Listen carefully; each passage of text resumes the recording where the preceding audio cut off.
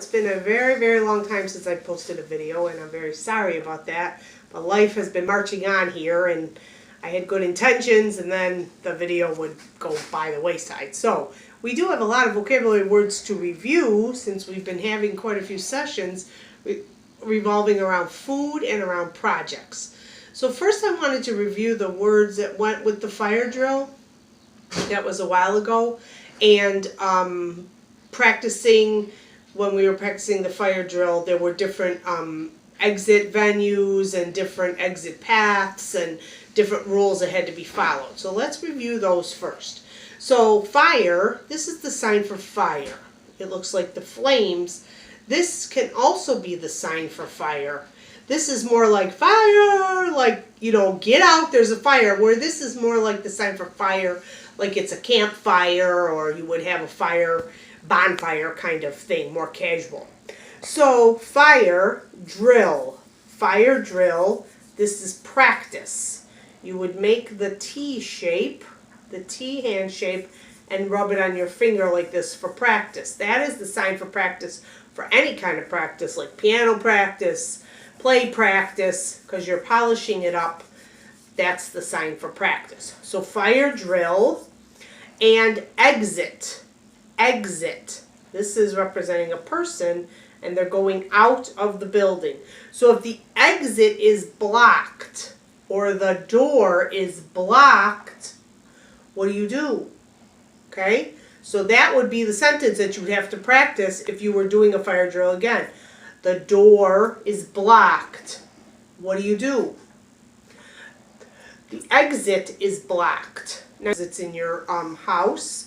For that, you could just point to them. The one that's over by the porch, you can point to. The one that goes out to the backyard. And there's the other far one at the end of the hallway, at the end of the bedroom hallway. And the garage exit would be another one. So you would tell the people, the residents, that if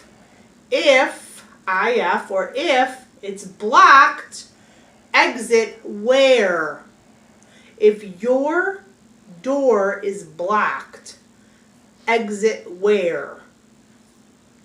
Fireman, this would be the fireman. The truck would come. Alarm, that's another one. Alarm, you also have an alarm like that in the house that flashes. So this is the bell alarm.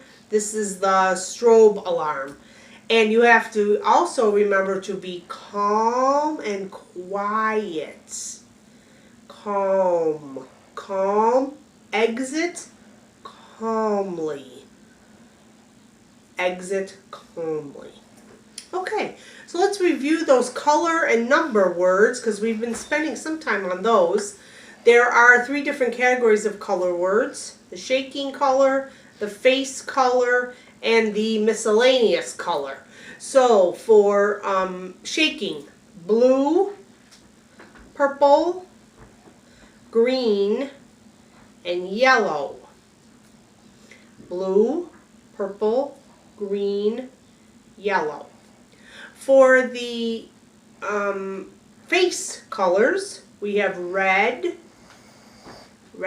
pink, and orange. Okay? Orange, that's also the sign for the food orange. Orange color or orange food. Then we have brown, and with a T would be tan. Black goes across your forehead, and white comes off of your shirt. An open palm pulls out to a closed flat palm, white. And just as a side, white on your face is the sign for pale. That would be if somebody was sick. They would be pale. They would have a white face. So let's review those again. Blue, green, yellow, purple. Orange, red, pink. Oh, wait a minute. I messed up. Blue, green, yellow, purple. Orange, red, pink, brown, black, and white. So those are your color categories and color words. Now we did a few cooking activities which involved a lot of food vocabulary and cooking vocabulary. So if you remember, we carved pumpkins. Pumpkin. This is the pumpkin, and you flick it with your middle finger like you're thumping a melon. Apple, we made applesauce. Applesauce. Then one day we made rice. You take your R finger and put it in your hand like this, rice. If you have an open hand like that, that's the sign for soup. Rice, and we did make potato soup. Potato, rice, soup. Onion. Derek was cutting the onions, he started crying. Onion, garlic with a pincher finger. We talked about those. I'm going to go over those again. Garlic. I was just thinking of another vegetable. Carrot. Carrots. We put carrots in the soup that day.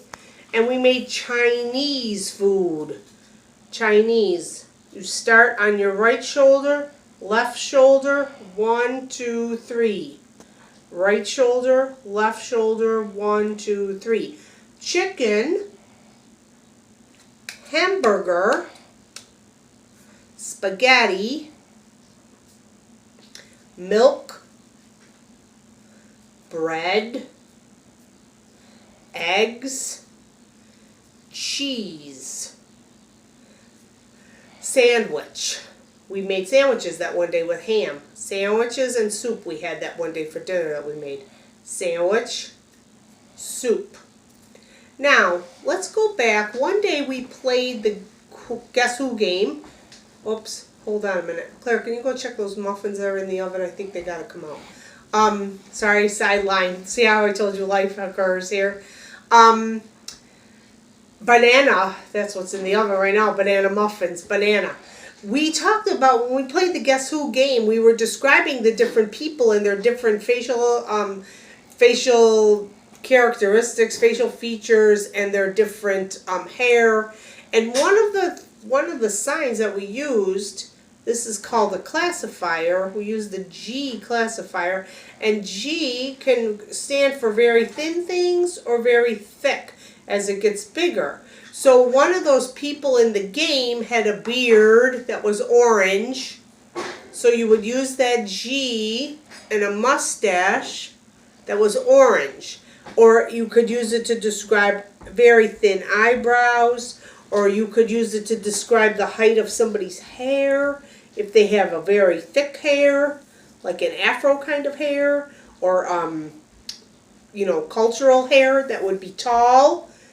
Would be this way. A beard, it could be a big beard like this, like baseball players have hairy baseball players, or a thin goatee, okay, or sideburns.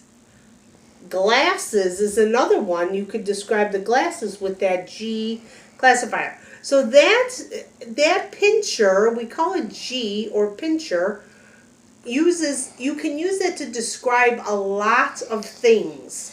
You have to look at, as hearing people, we have to analyze the picture more visually. Don't depend on the words so much, as sometimes there's not a word-for-word correspondence with some of the vocabulary or some of the things that you're describing. Also could be thin, like a thin piece of paper, or a thin pizza, or a thin noodle. Those are all words that you can use to describe something that's thin, and you would use the height as opposed to a thick one, like a thick book or a thin book, a thick book. So we're going to do more of those when we play the game, again, when we play the Guess Who game. The last thing I'm going to review, because I did it with Rob a few weeks ago, were numbers. And we're only going to go 1 to 20, okay? So this might be a review for some of you, but it never hurts to review. So, 1, palm out, palm facing the speaker. Palm facing the listener. 1, 2, 3, 4, 5, 6, 7, 8, 9, 10, 11, 12, 13, A 10 turns into a 3. 13, 14, 15, 16, 17, 18, 19, 20. A 2 and a 0 is 20.